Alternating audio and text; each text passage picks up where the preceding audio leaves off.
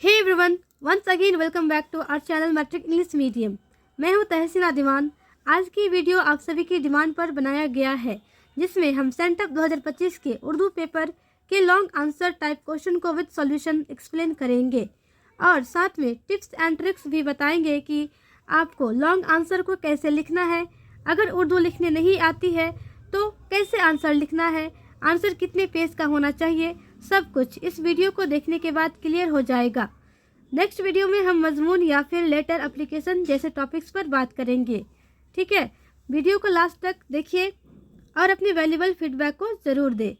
चलिए शुरू करते हैं। ठीक है, तो पहले देख लिया जाए। देखिए क्वेश्चन दिखा देते हैं पहले। तो क्वेश्चन यहाँ पे है, दर्ज झेल सवालों में से किसी 3 का जवाब दीजिए। तो आपको टोटल 5 क्वेश्चन दिया जाएगा। 5 में से ओनली 3 का आंसर देना है और पर क्वेश्चन 5 मार्क्स का होगा। शामिल निशाब फरार का मरकज़ी ख्याल बयान कीजिए, first question. Second, Bhimrao Ambedkar की हालात ज़िंदगी पर रोशनी डाले।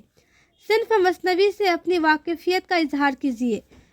फोर्थ क्वेश्चन, शामिल निशाब नज़्म बहुत आसान थी पहले का मरकज़ी ख्याल तहरीर कीजिए। फिर फिफ्थ क्वेश्चन है, दर्ज झेल अल्फाज में से किसी 5 की जमा लिखे। इसमें से टोटल 10 दिया गया है, 10 में से ओनली 5 का ही जमा लिखना है। 3 में से तो आप लोग का आएगा ही, 5 तो लिख ही सकते हैं आराम से। चलिए तो आंसर को देखा जाए। फर्स्ट क्वेश्चन, शामिल निशाब अफसाना फरार का मरकज़ी ख्याल बयान कीजिए।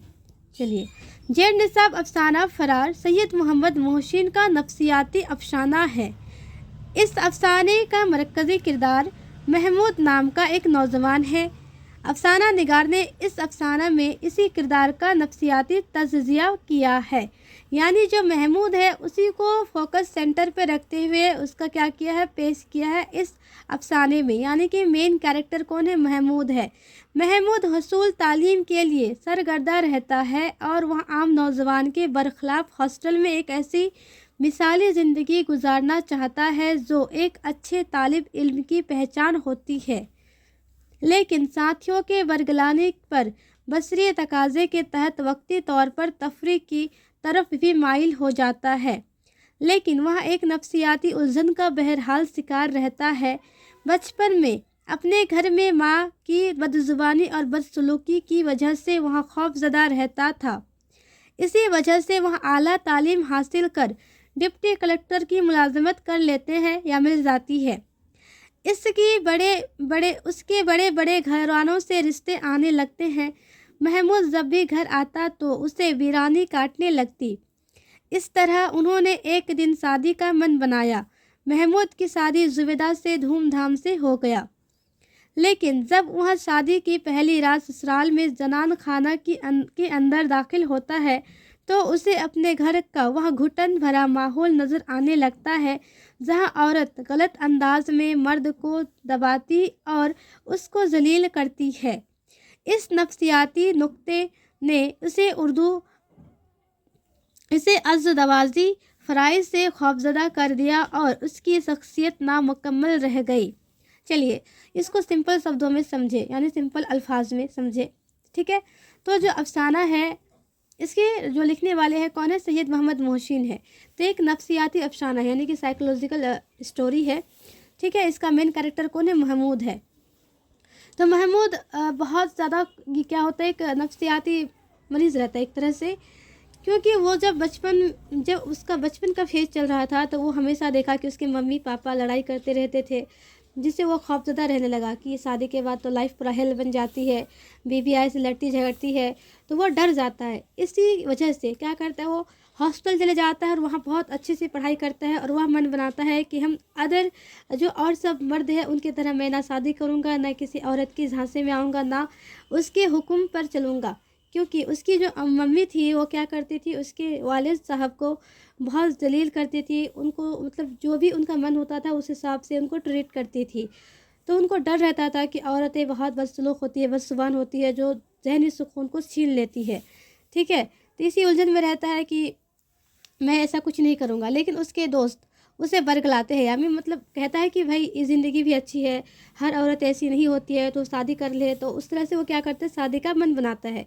लेकिन शादी हो जाने के बाद भी जब वो अपने ससुराल में जाता है तो उसे वो घर का वो घुटन भरा माहौल जो उसके मम्मी पापा के साथ हुआ करता था, उसके पापा बहुत टॉर्चर रहते थे उसकी मम्मी की वजह से, तो वो डर जाता है और फिर वो वहाँ से फरार हो जाता है। समझे? तो इसी स्टोरी का नाम इस फरार से रखा गया है।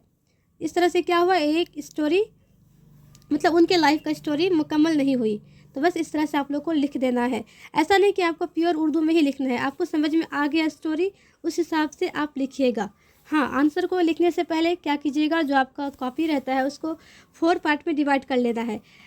इस साइड एक छोड़ना है, फिर इस साइड छोड़ना है, और जो पेज रहता है ना, पेज का 4 पार्ट में से ओनली 2 पार्ट, यानी से यहाँ पे A1 2 3 4, तो इधर एक पार्ट छोड़ना है, इधर एक पार्ट छोड़ना है, बीच वाले 2 पार्ट में आपको आंसर लिखना है।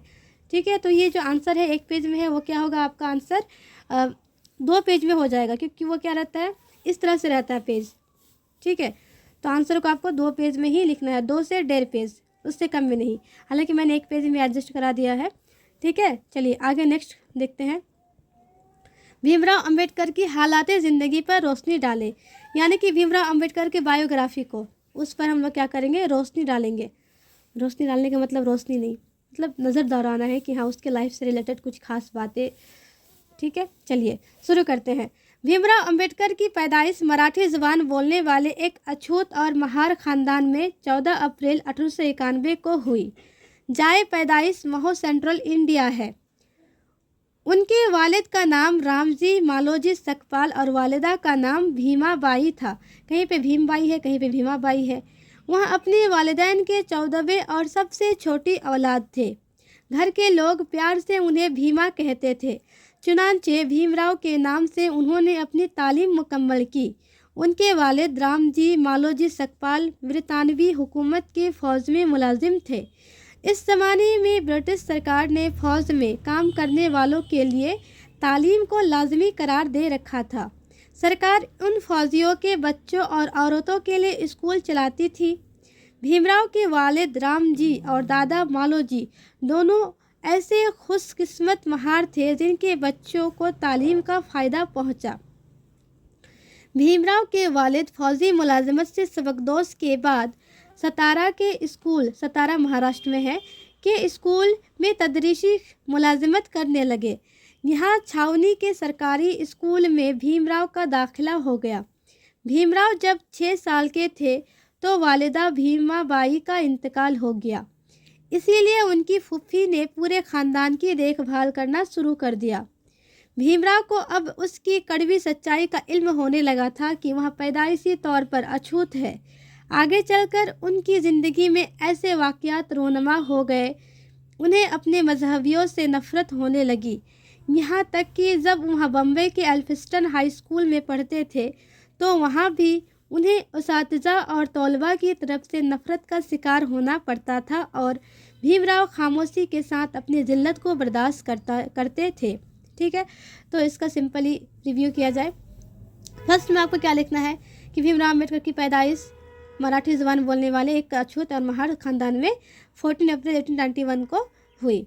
ठीक है, तो वो उनकी पैदाइश कहाँ हुई, महो सेंट्रल इंडिया में हुई। उनके वालिद का नाम रामजी मालोजी सकपाल था, वालिदा का नाम भीमाबाई था। वहाँ अपने वालिदैन के 14वें 14th क्या थे, वो चाइल्ड थे और सबसे छोटी औलाद थे।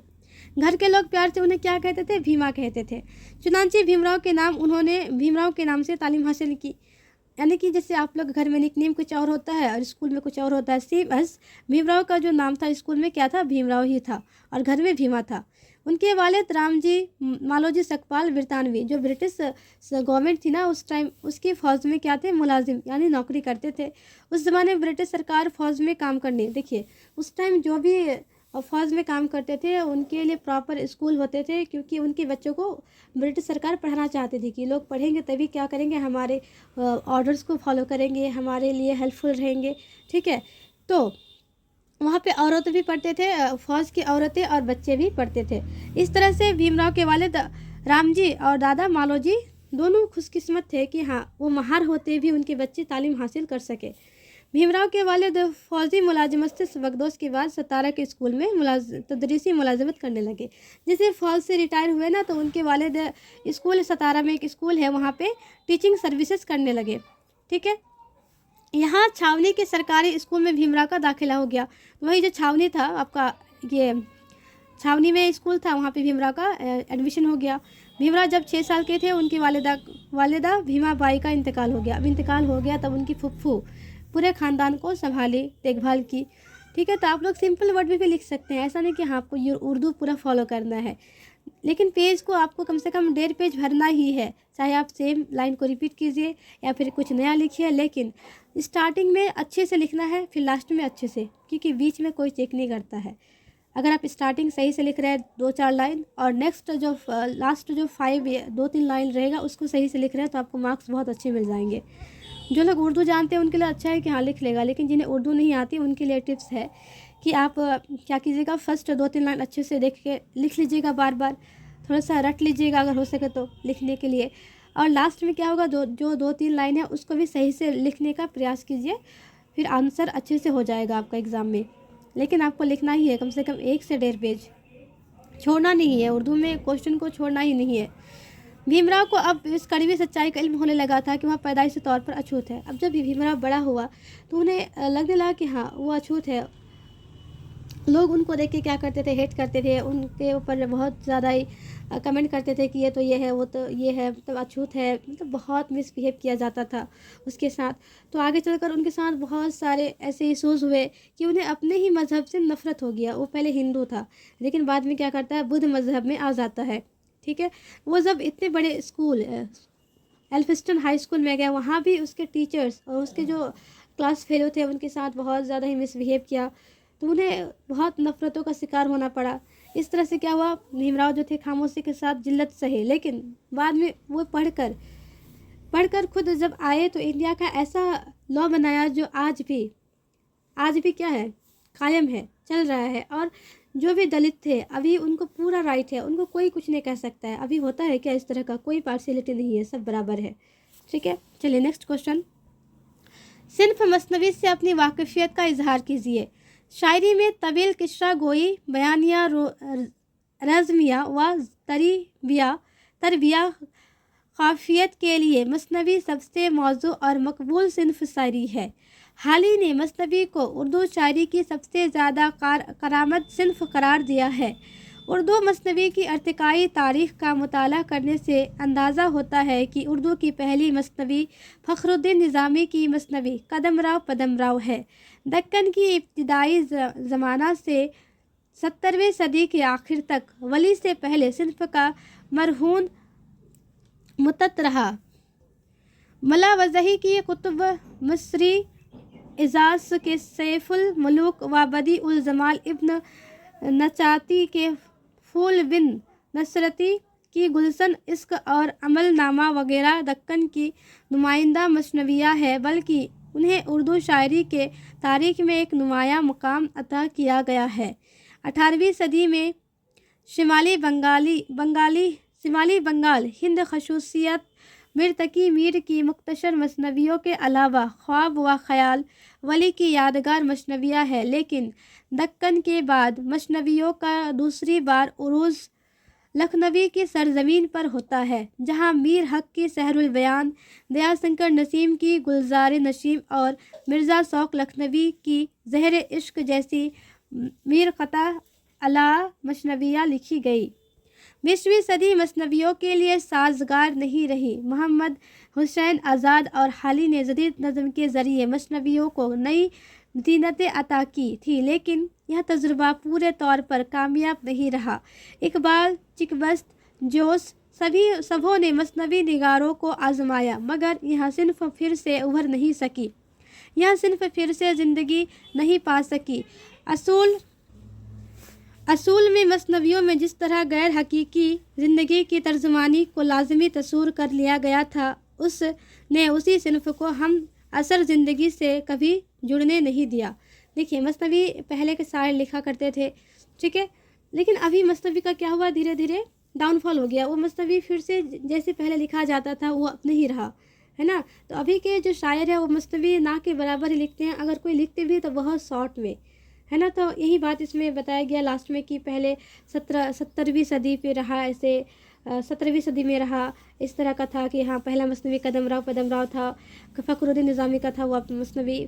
फिर 18वीं सदी में शिमाली बंगाल, जैसे आपका उधर शिमाली बंगाल है, ठीक है, मीर तकी मीर के इसके बारे में लिख देना है। ख्वाब व ख्याल उनका मसनवी था। वली के यादगार मसनवी यहाँ है, लेकिन दक्कन के बाद, दक्कन में जब मसनवी गए ना तो उधर के बाद फिर उनका डाउनफॉल आने लगा। फिर 20वीं सदी में मसनवी क्या हो गया, लगभग ख़त्म हो गया। अब अगर कोई लिखना भी चाहता है तो उस तरह से नहीं लिख पाता है, और ना ही उस तरह से कोई पसंद करता है मसनवी को, ठीक है। चलिए नेक्स्ट, शामिल निसाब नज़म बहुत आसान थी पहले का मरकज़ी ख्याल तहरीर कीजिए, ठीक है, इसको करते हैं। चलिए, जेड निसाब नज़म बहुत आसान थी पहले निदा फाजली की एक फ़िक्री व फ़लसफ़ियाना नज़म है।